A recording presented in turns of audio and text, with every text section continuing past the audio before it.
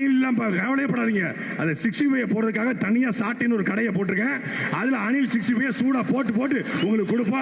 செம்மையா சமைக்கிறோம், பயங்கரமா ரசிக்கிறோம். இன்னைக்கு ஒரு புக்கே எல்லாரும் வாங்க. Always welcome you. இப்ப திமுக காரன் பார்க்கும்போது பயடா ஆத்து கொண்ட போனா லீவ் விட்டான், மண்டல் பண்ண போனா லீவ் விட்டான். பழைய அதிமுக காரன் பார்க்கணுமா, ஏற்கனவே 10 வருஷம் ஆட்சில இருந்து என்னென்ன பண்ணுமோ பண்ணிவிட்டாங்க. தாவே காப்ப போது இவங்க தானே விஜய் ரசிகனா கடந்துக்கிட்டு ஊருக்குள்ள டிவிக்கு எல்லா பக்கமும் எழுதி போட்டு சோற பூரா நாசமாக்கி பைக்ல போய் காமராஜர் அந்த காலத்திலே சத்துணவுல இருந்து எல்லா திட்டமும் போட்டு ஸ்கூல் ஆரம்பிச்சாரு. அப்படியும் இந்த மாதிரி தற்கொலை வந்து படிக்காம ஏன் உசுரம் வாங்குது, என்ன பண்றது? பாங்க பாப்பாங்க 3 பேர் திமுக காரன், தேமுதிக காரன், அதிமுக காரன், பாஜக காரன். ஐயன் தற்கொலை பைய காலையில என்ன விளையாட்டு காட்டுறாங்க, எப்படி எல்லாம் சோதிக்கிறாங்க, பொழுது விடிய விட மாட்டேங்கிறாங்களே ஐயா.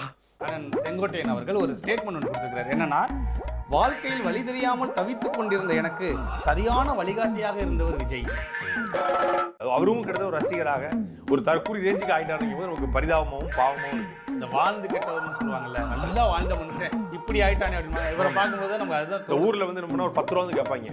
10 ரூபா இப்படி போய்க்கிருந்தேன். யாரு வம்பு தும்புக்காச்சும் போனா இந்த மாவட்டத்துக்கு புறம் பாருங்களேன், இரவு 2 மணிக்கு பரிசுத்த ஆவிகளை பத்தி பாடம் எடுக்க போறாங்க. அப்ப அவங்கள வச்சுக்கிட்டு என்ன பண்றது?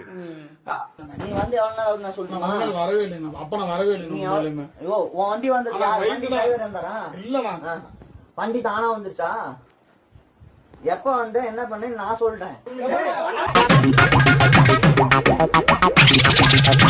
அப்படி 2 மணிக்கு போய் வேட்டியை கலட்டி மகளிர் வீட்டுல விட்டு துவைச்சு போடுற மாவட்டத்தை வச்சுக்கிட்டு இவர் அதிகாரத்தை எப்படி அடைவாரு அப்படின்னு சொல்லி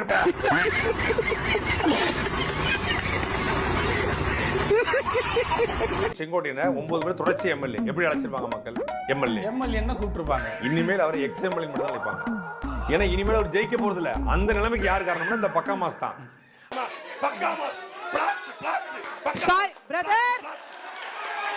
என் உடம்பில் ஓடுகிற ரத்தம் அவருக்கான். ரத்தமே சுண்டி போச்சு.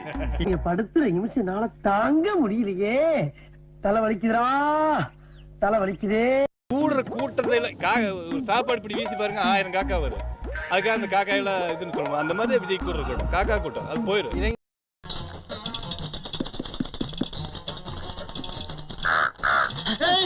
அதோட தொண்டை கட்டிருக்கு போல இருக்கு. இளைஞர்கள் அவர்கள் பக்கம் தானே இருக்கு. வாக்கு இருக்கா உங்களுக்கு?